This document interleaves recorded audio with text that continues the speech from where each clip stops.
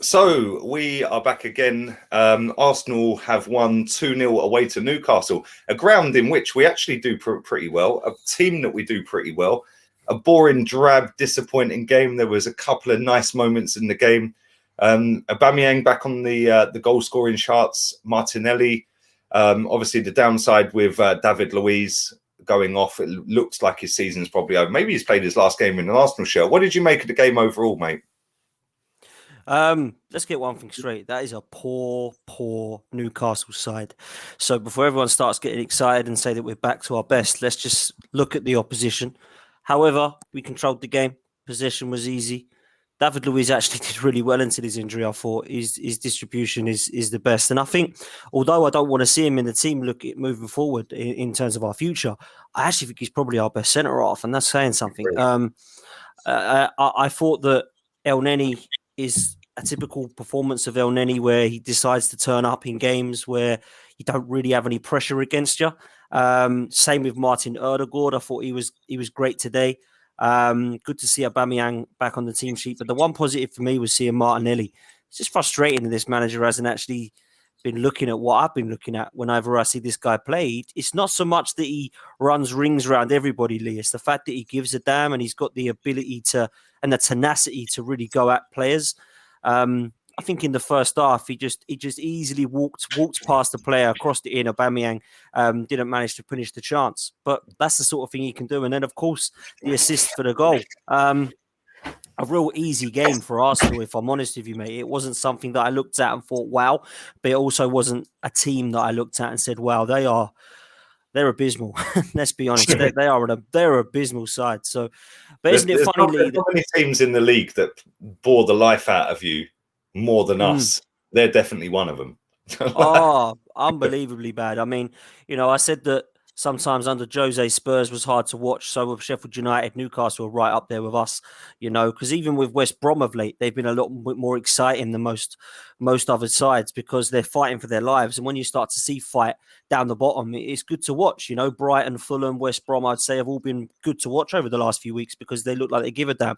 Newcastle, I mean, I think they're going to be safe, but my God, they are a poor side and a poor outfit. And, isn't it funny when you Mikel Arteta and you can actually play a system without a false nine? I mean, it's unbelievable, isn't it? It's amazing that when you put players in the right positions, apart from maybe Granit Xhaka today, that all of a sudden you do get a more fluid performance. Even though it weren't great to watch at times, there was moments in that game of quality. The goal from Aubameyang. I know he tried to weave through 2 or 3. Odegaard out to Martinelli. What a cross, by the way. That cross, the weight on the cross, the vision to see it straight away, because obviously there was 2 or 3 defenders like in line with him. He might not have been able to get the purchase on it. And Aubameyang's movement, I've said this so many times, Dan, you've probably said it as well. Aubameyang's movement in a penalty box is probably the best in the Premier League. Up there with Aguero for sure. Yeah, and even Vardy. Them 3 for me are probably the best 3 at moving in and around the penalty box. And they're instinctive. We've wasted Aubameyang pretty much since this manager's been here, playing him left wing to accommodate a midget up front who's, because he's on a good run, whoopie-doo. Yeah, Giroud scored more goals than him in a league season. Like, come on, he went 4 months without a goal. So, it's just baffling. This season's been a complete write-off in terms of league season. We can still progress on Thursday. Obviously, David Luiz has now looks like he might have kicked his last ball for the club. It didn't look good. He weren't happy when he came off. Me personally, I wouldn't have started him anyway. I would have maybe brought him on 10, 15 minutes at the end. You can't start somebody who's not played and coming off an injury. You've thrown him in, and he was superb at times. Some of the balls he was playing, like he played the ball for Bellerin for the first goal, and I just look in, I just think, if we were going into that game on Thursday with David Luiz at centre-back, I'd be a lot more confident, even though I don't particularly rate him highly anymore.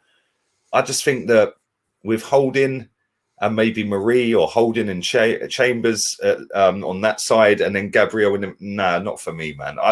I'm really worried about Thursday. Do you think we can qualify? Obviously we can, but do you think we will? I think we can, but I don't think we will. I've said from the start that I thought we were going to go out, and I stand by that because the last time we won at the Emirates was the North London derby, wasn't it? In February, March. I mean, it's embarrassing, mate. And this is a huge game. And one thing that this manager does, and I put it a little bit down to luck, but he can get us up for big games. And this is a huge game. He won't get one bigger on Thursday night, as far as I'm concerned. And he should certainly be looking at this manager as a big game. But I don't want to see any fault. If I see a false nine, what I see in front of me is a false coach. That's what I see.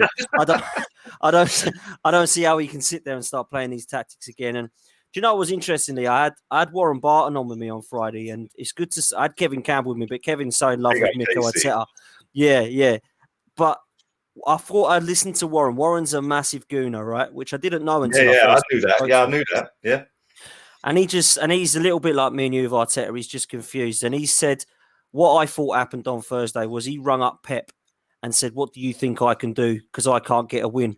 And the one thing he said that was so spot on that no one's even mentioned to me was, do you remember when I played Fabian Delph at left back? I think you should do that. Who do you think could play at left back in your midfield? And he said, well, there's only one that's left footed. I'll have to play Granit Xhaka there. And he went, do that. And I thought, do you know what? That is spot on. I didn't even think of that, bruv. And I thought that is such a good point. And he stuck with it again today, which means he's going to stick with it again on Thursday. I worry about that. I do worry about that a lot. I'm a huge fan of Gabriel. A lot of people think he's been shocking. And to be fair, they've got in some games, they're right. He has been shocking. Yeah. But for a first season, I think at 22 years old, he's got some ability there. I feel like, again, this manager has mismanaged him again. Because how does he get a run in this team? Every single game, there's a different centre-back pairing. It's just so annoying. He won player of the month for Arsenal 3 months straight in his first 3 months ever in Premier League football. So there's talent there.